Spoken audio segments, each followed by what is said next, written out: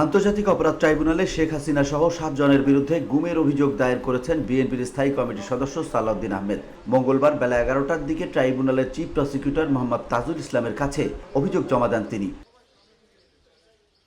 এতে সাবেক প্রধানমন্ত্রী শেখ হাসিনা ছাড়াও সাবেক স্বরাষ্ট্রমন্ত্রী আসাদুজ্জামান খান কামাল, সাবেক আইজিপি বেনজির আহমেদ, পুলিশ কর্মকর্তা মনিরুল ইসলাম, সেনা কর্মকর্তা জিয়াউল আহসান, ডিএমপি কমিশনার আসাদুজ্জামান মিয়া ও একেএম শহীদুল হক সহ 7 জনের নাম উল্লেখ করা হয়েছে।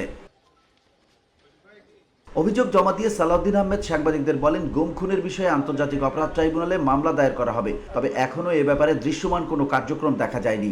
বিভিন্ন রকমের ব্যস্ততা এবং তথ্যপত্র সংগ্রহ করতে একটু দেরি হয়েছে, যার জন্য আমি বেশ কয়েক মাস আগে যেটা করতে পারতাম সেটা আমার দেরি হয়ে গেল। আমি আন্তর্জাতিক অপরাধ আদালতে আমার নিজের মামলাটি রেকর্ড করালাম। আমার এখানে প্রাথমিকভাবে 7 জনকে আসামি করেছি। শেখ হাসিনা সহ স্বরাষ্ট্রমন্ত্রী তৎকালীন সহ আরও যারা র্যাবের এবং পুলিশের যারা জড়িত ছিল তাদের সবাইকে এখানে আসামি করা হয়েছে। তবে আরও অন্যান্য অনেক আসামি ইনভেস্টিগেশন পর্যায়ে বেরোবে। এ সময় সাবেক প্রধানমন্ত্রী শেখ হাসিনা সহ গুম খুনে জড়িত সকলের বিচার নিশ্চিত করার দাবি জানান বিএনপির এই নেতা।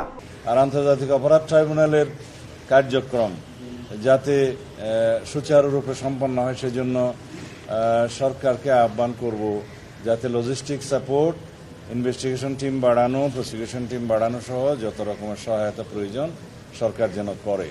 আমাদের পক্ষ থেকে আমরা যতটুকু সহায়তা আমাদের জন্য আমাদের ক্ষেত্রে প্রযোজ্য তা আমরা সহায়তা করব।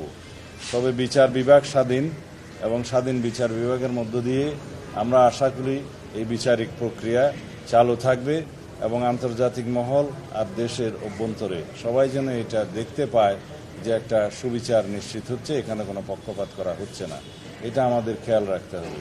যেভাবে ওপেন কোর্ট ট্রায়ালটা মানুষ সরাসরি দেখতে পাচ্ছে, এটা আমাদের দেশের জন্য একটা নজির স্থাপন করেছে। আশা করি এখন উন্মুক্ত আদালতের বিচার কার্যক্রম যদি সর্বসাধারণ দেখতে পারে তাহলে সেখানে সুবিচার নিশ্চিত হবে ইনশাআল্লাহ।